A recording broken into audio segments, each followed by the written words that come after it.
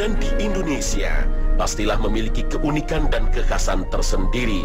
Penganut agama Islam yang menjadi mayoritas di Nusantara memiliki aneka ragam kegiatan yang mewarnai dan menyemarakkan bulan Ramadan. Salah satu fenomena sosial di bulan Ramadan adalah kebiasaan buka puasa bersama. Banyak keluarga mengadakan acara buka puasa bersama dan menyediakan hidangan berbuka bagi mereka yang sedang berpuasa. Inilah salah satu amalan ibadah di bulan Ramadan, merujuk pada salah satu sabda Rasulullah Sallallahu Alaihi Wasallam. Barang siapa yang memberi makanan berbuka bagi orang yang berpuasa, maka baginya pahala yang semisal orang yang berpuasa tersebut, tanpa mengurangi pahala orang yang berpuasa sedikit pun. Hadis riwayat At-Tirmizi. Maka beberapa orang yang diberi anugerah berupa kelebihan harta sengaja mengadakan acara berbuka puasa bersama, terutama dengan kaum tak berpunya atau anak-anak yatim. Penduduk kota suci Mekah dan Madinah biasa menyediakan makanan dan minuman sebagai pembatal puasa bagi jamaah umrah. Meskipun bulan Ramadan menjadi puncak musim umrah, hampir tiada jamaah yang tidak mendapatkan sajian buka puasa gratis. Hal ini menunjukkan betapa tingginya kepedulian penduduk Saudi kepada para jamaah umrah. Kegiatan ini akhirnya menginspirasi beberapa lembaga untuk mengkoordinir jamaahnya dan bergerak membagikan hidangan berbuka puasa secara gratis. Kegiatan sosial ini sudah banyak ditemukan di kota-kota besar di Indonesia. Mereka membagikan paket buka puasa kepada fakir dan miskin, serta orang-orang yang terjebak dalam kemacetan. Selain itu, kegiatan buka puasa bersama adalah salah satu cara untuk mempererat tali silaturahmi yang merenggang. Ritme kerja, terlebih di kota-kota besar, seringkali menyita seluruh waktu. Akibatnya, intensitas bersilaturahmi dan bertatap muka dengan saudara, rekan, dan kerabat menjadi jarang.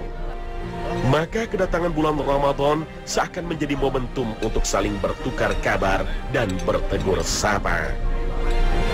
Momentum Ramadan sebagai bulan perekat silaturahmi tidak hanya bertumpu pada acara buka puasa bersama. Beberapa komunitas mengadakan acara sahur bersama. Kegiatan sahur bersama ini merupakan salah satu cara untuk menghidupkan malam-malam Ramadan. Kegiatan sahur bersama semakin tinggi intensitasnya ketika memasuki masa 10 Ramadan. Banyak donasi dalam bentuk hidangan yang ditujukan khusus kepada para jamaah yang sedang beriktikaf di masjid-masjid.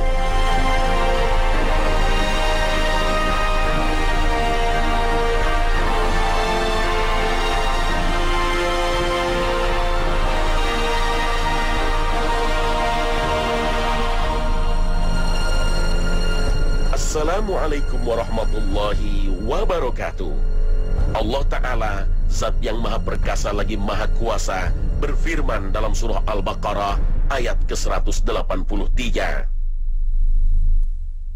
Ya ayyuhalladzina amanu kutiba alaikumus siyamu kama kutiba alal ladzina min qablikum la'allakum tattaqun. Hai orang yang beriman, diwajibkan atas kamu berpuasa sebagaimana diwajibkan atas orang-orang sebelum kamu agar kamu bertakwa. Rentang waktu di mana puasa menjadi ibadah wajib bagi seluruh umat muslim akan segera tiba. Ramadan bulan ke-9 dalam penanggalan Hijriah ini akan hadir dalam hitungan hari ke depan. Berpuasa mulai dari fajar menyingsing hingga ia tenggelam di ufuk barat menjadi ibadah utama selama 1 bulan. Para ulama berpendapat Allah Azza wa Jalla telah mewajibkan umat manusia berpuasa semenjak masa kenabian Adam alaihissalam. Namun ada perbedaan tata cara dan waktu pelaksanaan puasa antara umat Rasulullah SAW dengan para mukmin pendahulunya. Dari 25 nabi yang tercantum dalam Al-Quran, ada 2 nabi yang umatnya wajib berpuasa Ramadan, yaitu Nabi Musa dan Isa alaihissalam. Menurut ulama Al-Hasan, orang-orang Yahudi dulu wajib berpuasa di bulan Ramadan, tapi mereka meninggalkan syariat Allah ini. Mereka malah memilih berpuasa 1 hari dengan alasan untuk memperingati penyelamatan pendahulu mereka dari kejaran Fir'aun dan bala tentaranya. Bangsa Yahudi berpuasa sekali setahun karena percaya bahwa di hari itu Nabi Musa alaihissalam mendapatkan mukjizat membelah Laut Merah sekaligus menenggelamkan Fir'aun. Namun, puasa bangsa Yahudi ini adalah sebuah dusta. Tenggelamnya Fir'aun dan bala tentaranya terjadi di 9 Zulhijjah. Bangsa Yahudi ingin merubah syariat Allah dari berpuasa wajib selama 1 bulan di saat Ramadan menjadi hanya 1 hari saja. Itu pun di waktu 9 Zulhijjah. Syariat puasa Ramadan juga terdapat dalam ajaran Nabi Isa alaihissalam. Tetapi suatu ketika bulan Ramadan jatuh di musim panas, sinar matahari yang terik dan panas menjadi beban berat bagi umat Nasrani. Maka atas kesepakatan pemuka agama Nasrani, terjadi perubahan atas risalah Isa alaihissalam. Demi meringankan beban umat Nasrani, puasa yang awalnya harus dikerjakan 1 bulan Ramadan berganti waktu menjadi masa musim semi. Pergantian tata cara berpuasa wajib dalam ajaran Nasrani tak hanya pada pergeseran waktu. Para pemuka Nasrani menambahkan masa wajib berpuasa menjadi 40 hari.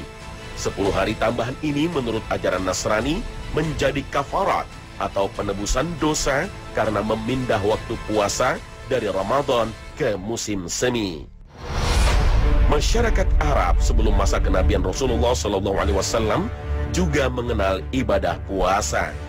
Namun, mereka berpuasa di saat lepas Isya hingga masuk ke malam berikutnya.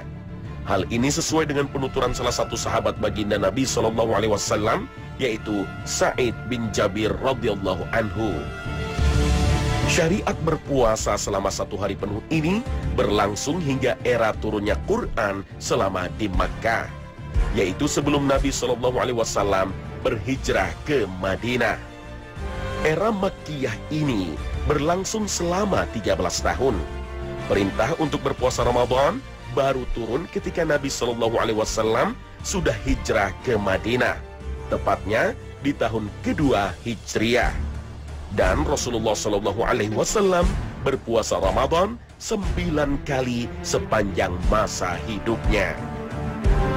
Puasa Ramadan menjadi bagian dari rukun Islam. Hal ini berdasar pada salah satu hadis dalam riwayat Bukhari yang mengisahkan pertanyaan seorang laki-laki Arab Badui kepada Rasulullah SAW. Laki-laki itu bertanya, "Wahai Rasulullah, beritahukanlah kepadaku tentang solat yang diwajibkan Allah kepadaku." Baginda Nabi SAW menjawab, "Solat 5 waktu, kecuali jika kamu ingin menambah solat yang lain sebagai tambahan." Lalu pria ini kembali berkata, "Beritahukanlah kepadaku puasa yang diwajibkan Allah kepadaku." Nabi menjawab, "Puasa di bulan Ramadan, kecuali apabila kamu mau melakukan puasa lain sebagai tambahan." Lalu sang pria kembali bertanya, "Beritahukanlah kepadaku zakat yang diwajibkan Allah kepadaku." Maka Rasulullah SAW pun memberitahukan kepadanya syariat-syariat Islam. Lalu lelaki itu berkata, "Demi Tuhan yang memuliakanmu, aku tidak akan menambah dan mengurangi apa yang Allah wajibkan kepadaku barang sedikit pun." Maka Rasulullah SAW bersabda, "Dia pasti beruntung jika dia jujur, atau dia pasti masuk surga jika dia jujur." Baginda Nabi Muhammad SAW mengabarkan kepada para sahabatnya bahwa datangnya Ramadan adalah salah satu berita gembira. Telah datang bulan Ramadan yang penuh keberkahan. Allah mewajibkan kalian berpuasa padanya. Pintu-pintu surga dibuka pada bulan itu. Pintu-pintu neraka ditutup dan para setan dibelenggu. Pada bulan itu terdapat malam kemuliaan yaitu Lailatul Qadar yang lebih baik dari 1000 bulan. Barang siapa yang terhalangi untuk mendapatkan kebaikan malam itu, maka sungguh dia telah dihalangi dari keutamaan yang agung. Hadis riwayat Ahmad dan An-Nasa'i. Pemirsa, memuliakan Ramadan sejatinya adalah sunnah Rasulullah SAW. Dan syukur alhamdulillah, kebersamaan memuliakan Ramadan masih berasa hingga saat ini. 14 abad setelah masa dakwah Nabi SAW, Ramadan di Indonesia menyajikan fenomena sosial yang unik dan khas. Dan inilah kajian Khazanah hari ini, paparan mengenai Ramadan dan kehidupan sosial masyarakat di negeri Khatulistiwa.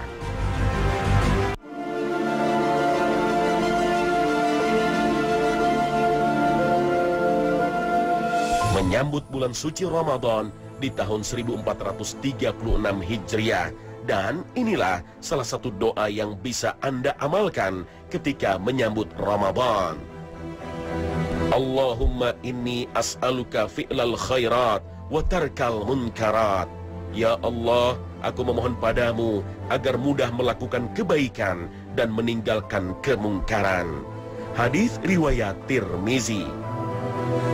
Ramadan merupakan bulan yang membahagiakan bagi orang-orang yang beriman.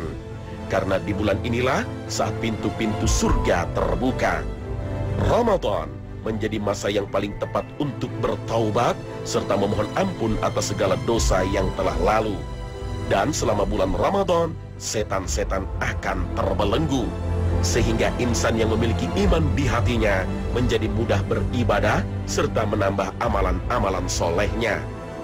Para sahabat, generasi yang berjumpa sahabat atau tabi'in, dan generasi yang bertemu tabi'in 6 bulan sebelum Ramadan tiba selalu berdoa. Mereka bermunajat kepada Allah Subhanahu wa Ta'ala agar Rabb yang Maha Pengasih lagi Maha Penyayang mempertemukan mereka dengan bulan Ramadan.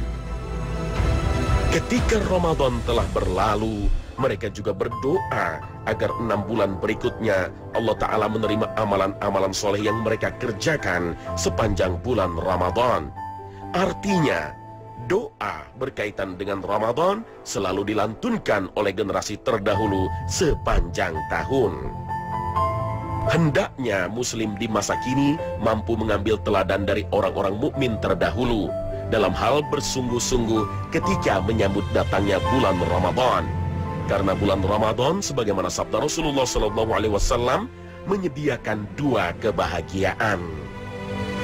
Orang yang berpuasa akan merasakan 2 kegembiraan besar. Kegembiraan ketika berbuka puasa dan kegembiraan ketika dia bertemu Allah. Hadis riwayat Bukhari dan Muslim. Sudah seharusnya kita mempersiapkan diri lahir dan batin untuk melaksanakan ibadah puasa dan ibadah-ibadah agung lainnya selama Ramadan dengan sebaik-baiknya. Mari mengisi hati dengan keikhlasan dan menjalankan praktek ibadah sesuai dengan petunjuk dan sunnah Rasulullah SAW. Syekh Albani berpendapat, balasan atas kebaikan dan semua amal soleh yang dikerjakan manusia sesuai dengan kesempurnaan praktek amal tersebut dengan petunjuk Nabi SAW. Satu hal yang harus dihindari dari Ramadan adalah perbuatan sia-sia, amalan yang tidak mencapai derajat ibadah sepanjang bulan. Sebagaimana hadis Nabi SAW dalam riwayat Ibnu Majah dan Ahmad. Terkadang orang yang berpuasa tidak mendapatkan bagian dari puasanya kecuali lapar dan dahaga saja. Di bulan Ramadan, kesadaran masyarakat Islam Indonesia mendadak meningkat pesat. Hanya bisa ditemui di bulan Ramadan, masjid yang biasanya ramai ketika Jumatan, kini bisa setiap malam. Begitu juga musola yang mendadak ramai oleh aktivitas jamaah. Mereka seakan sadar akan arti sholat sebagai tiang agama, sehingga mengerjakan seluruh yang wajib serta memperbanyak yang sunnah. Ramadan juga menjadi puncak ibadah dengan harta. Di bulan inilah banyak manusia yang menunaikan zakat, infak, dan sedekah sehingga kegiatan bakti sosial dan amal meningkat intensitasnya di sepanjang bulan. Ramadan seolah menjadi waktu yang sempurna untuk mengamalkan seruan Allah dalam surah Al-Ma'un. Tahukah kamu orang yang mendustakan agama? Itulah orang yang menghardik anak yatim dan tidak menganjurkan memberi makan orang miskin. Maka kecelakaanlah bagi orang-orang yang sholat, yaitu orang-orang yang lalai dari sholatnya, orang-orang yang berbuat ria dan enggan menolong dengan barang berguna. Bulan 1000 bulan menjadi momen yang pas untuk meningkatkan kepedulian kepada anak yatim. Ramadan juga bisa dinisbatkan sebagai bulan santunan kepada orang miskin. Ramadan adalah masa pembuktian bahwa kita bukanlah pendusta agama. Banyak orang yang mengkhususkan Ramadan sebagai masa puncak ibadah. Salah satu bentuknya adalah tidak pernah absen sholat berjamaah di masjid. Demi memaksimalkan ibadah di masjid, orang-orang memilih kembali ke rumah lebih awal. Sehingga di beberapa instansi, perusahaan, dan sekolah selama bulan Ramadan terjadi perubahan dan pergeseran jam kerja atau waktu belajar di sekolah. Kebijakan ini diterapkan untuk memberikan kesempatan kepada para pegawai dan siswa sekolah agar dapat berbuka puasa di rumah. Setelah membatalkan puasa, banyak keluarga Indonesia yang berbondong-bondong ke masjid untuk melaksanakan sholat Isya dan berlanjut ke tarawih berjamaah. Ramadan merupakan waktu yang tepat untuk mengevaluasi seluruh ibadah sholat kita. Apakah selama ini kita mengerjakan sholat sebagaimana sholatnya Nabi SAW? Coba mulai dari bagaimana kita berwudu dan melakukan gerakan sholat. Ramadan merupakan momentum untuk meraih kekhusyuan dalam sholat. Khusyuk dalam ibadah kedudukannya seperti ruh dalam tubuh manusia, sehingga ibadah yang dilakukan tanpa khusyuk ibarat tubuh tanpa ruh. Kekhusyuan menjadi salah satu keberuntungan dari anugerah iman kepada Allah Ta'ala. Ya ayyuhalladzina amanu kutiba alaikumus siyamu kama kutiba alal ladzina min qablikum la'allakum tattaqun. Sesungguhnya beruntunglah orang-orang yang beriman, yaitu orang-orang yang khusyuk dalam sembahyangnya.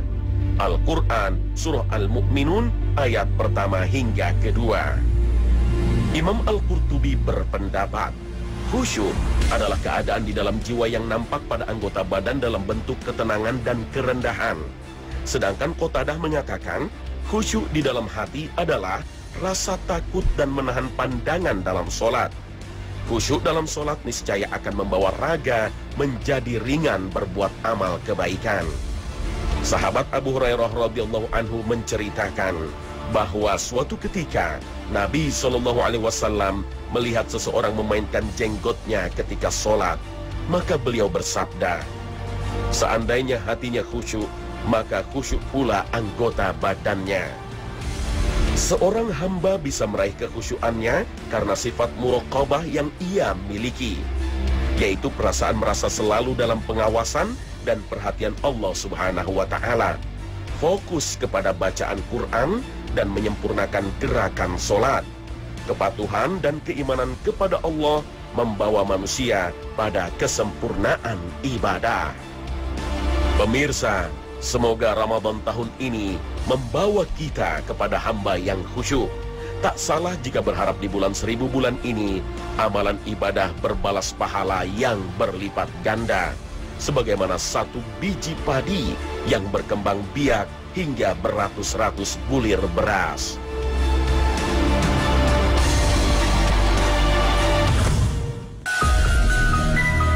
Salah satu keistimewaan Ramadan karena di bulan inilah Rasulullah SAW menerima wahyu dari Allah Ta'ala melalui perantaraan malaikat Jibril. Bulan Ramadan bulan yang di dalamnya diturunkan permulaan Al-Quran sebagai petunjuk bagi manusia, dan penjelasan-penjelasan mengenai petunjuk itu dan pembeda antara yang hak dan yang batil.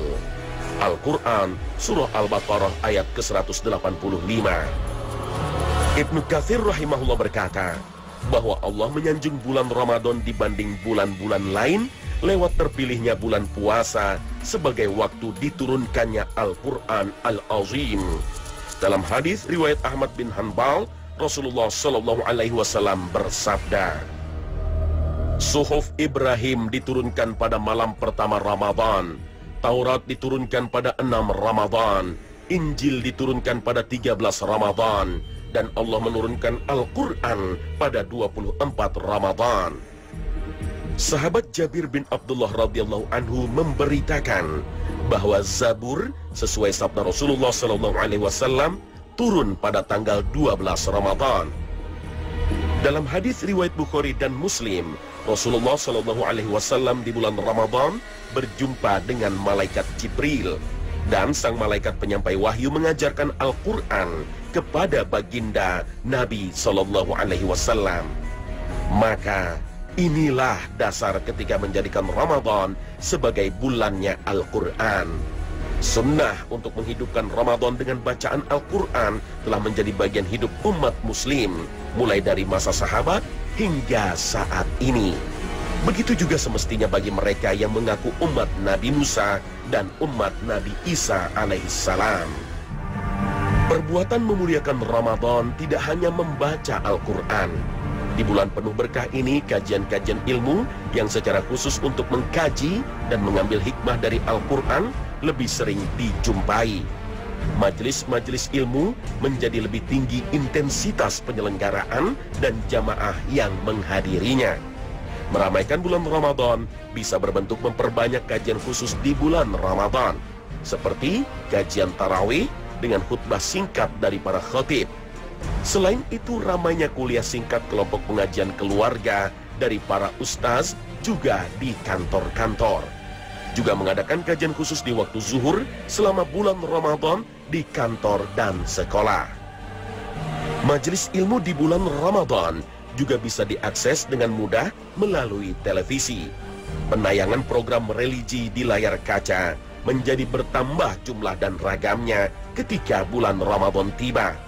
Siraman rohani lewat tausiah dari para ustaz sering disampaikan pada saat menjelang berbuka dan makan sahur. Praktisi penyiaran di televisi dengan kreativitas dan keahliannya mampu menghadirkan tayangan Islami dalam bentuk paparan berita, tayangan berjenis dokumenter, hingga ceramah dari dai yang bernuansa komedi. Menghidupkan Ramadan dengan Al-Quran juga ada dalam bentuk adu hafalan Al-Quran. Yang lebih menginspirasi, perlombaan dalam tajuk Hafiz Quran ini menjadikan anak-anak cerdas dari seluruh Indonesia sebagai peserta. Kemampuan Hafiz dan Hafizah cilik ini seharusnya mampu mengingatkan para pemirsanya akan keutamaan menghafalkan ayat-ayat Al-Quran. Anak-anak cerdas yang mampu menghafalkan Al-Quran juga mulai bermunculan di negeri-negeri seberang. Bahkan mereka mampu menghafalkan Al-Quran di tengah kecamuk perang di Syria. Di negeri minoritas Islam seperti Jepang, Korea, dan Jerman, juga ada keluarga yang mampu mendidik anak mereka hingga mampu menghafal Al-Quran. Semoga di Ramadan tahun ini, sajian program Islami di televisi semakin mudah ditemui dan mampu mendekatkan pemirsanya dengan Al-Quran. Insya Allah. Mustahik, yaitu 8 golongan yang berhak mendapatkan dana zakat, khususnya orang-orang fakir, miskin, dan yatim piatu. Sejarah dakwah Islam kaya akan teladan dari para saudagar yang kaya raya, yang ringan tangan untuk berderma. Abu Bakar As-Siddiq radhiyallahu anhu, sahabat terdekat Rasulullah ini, menggunakan hartanya untuk perjuangan Islam. Beliau membebaskan budak-budak yang masuk Islam agar terhindar dari penindasan tuan mereka yang kafir lagi zalim. Harta Abu Bakarlah yang menebus Bilal dari Umayyah dengan harga 9 uqiyah. atau setara 150 juta rupiah. Lain halnya dengan keteladanan Utsman bin Affan radhiyallahu anhu.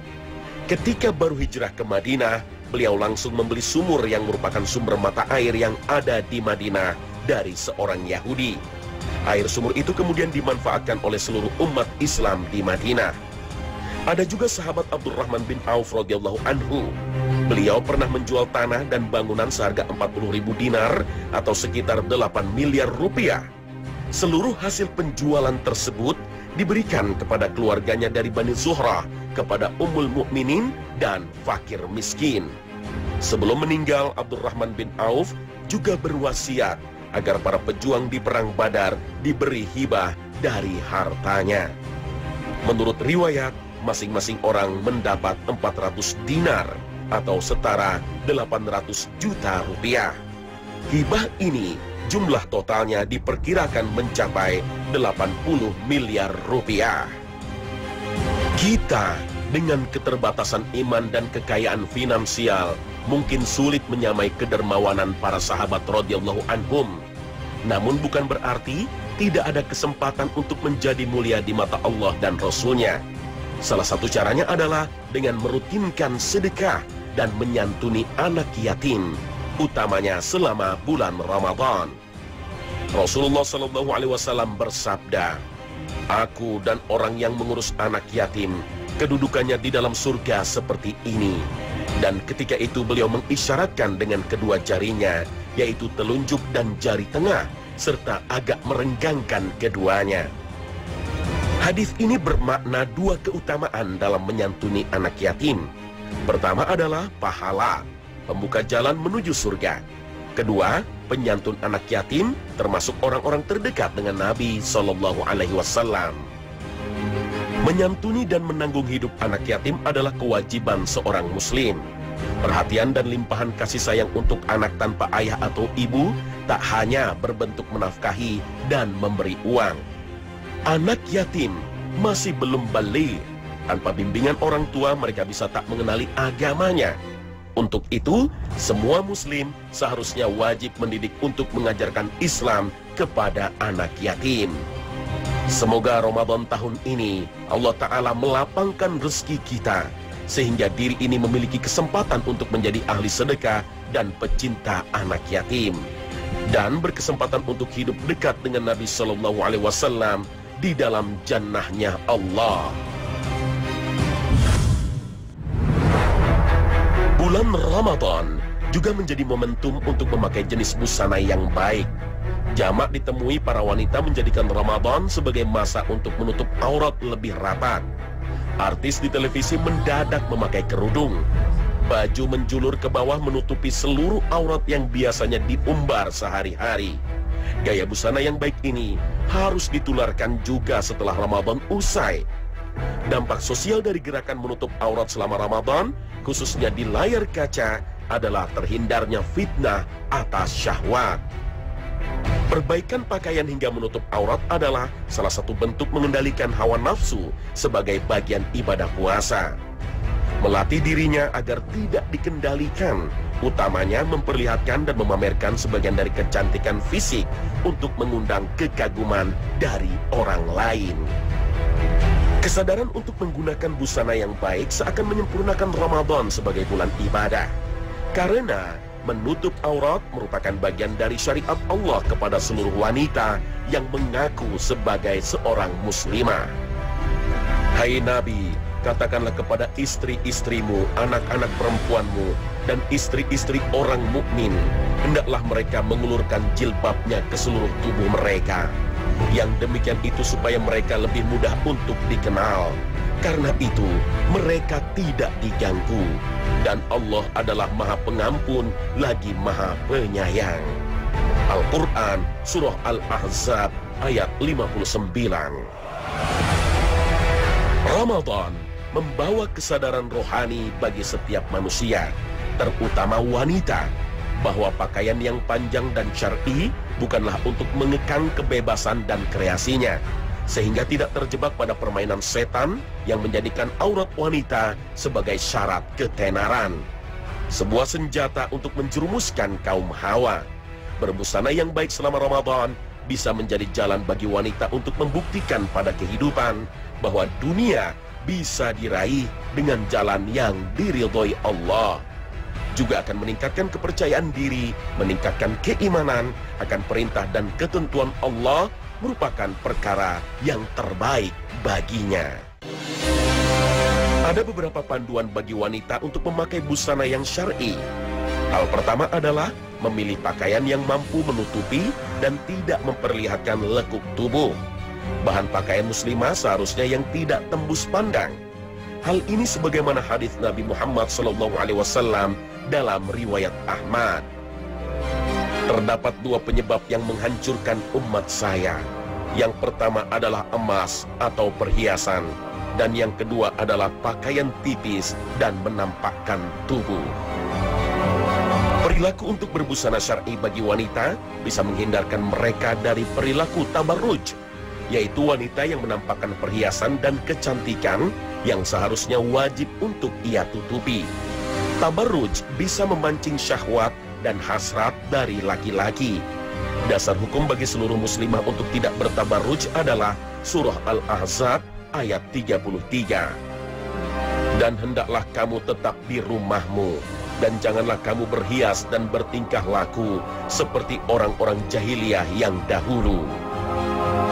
Menurut kitab tafsir karangan Syekh Abdurrahman As-Sa'di, surah Al-Ahzab ayat 33 adalah perintah kepada wanita untuk tidak sering keluar rumah dengan berhias atau memakai wewangian.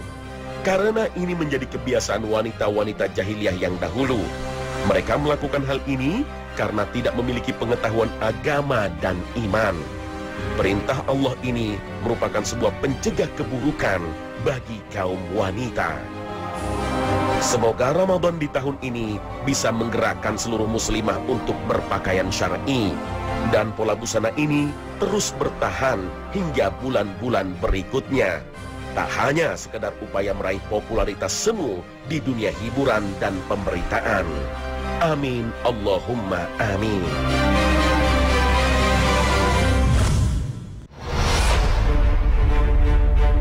Ramadan di dunia pendidikan seringkali dikhususkan sebagai bulan pendidikan akhlak. Di banyak sekolah terdapat kebijakan yang mewajibkan seluruh siswa muslim untuk mengikuti kegiatan pesantren kilat. Inti dari kegiatan pesantren kilat adalah pendidikan Islami bagi generasi muda semenjak dini. Pesantren kilat merupakan salah satu cara pendidik menebalkan keimanan remaja. Harapannya adalah menyalurkan energi remaja supaya tidak jatuh pada kenakalan tak perlu. Maka, demi meningkatkan pemahaman akan akhlak yang baik, pihak sekolah mengadakan pesantren kilat. Penyelenggaraan pesantren kilat ini memiliki beberapa tingkatan sesuai dengan jenjang pendidikan. Di tingkat sekolah dasar, materi pesantren kilat seringkali bertumpu pada adab dan rukun ibadah wajib, mulai dari berwudu, sholat, puasa, hingga haji. Di tingkat pendidikan menengah dan lanjut, materi pesantren kilat lebih mendalam dan menekankan pada pemahaman atas syariat-syariat Allah. Materi yang disampaikan pengajar pesantren kilat untuk siswa SMP atau SMA biasa mengarah kepada hikmah dan pelajaran yang bisa dipetik seluruh ajaran Islam.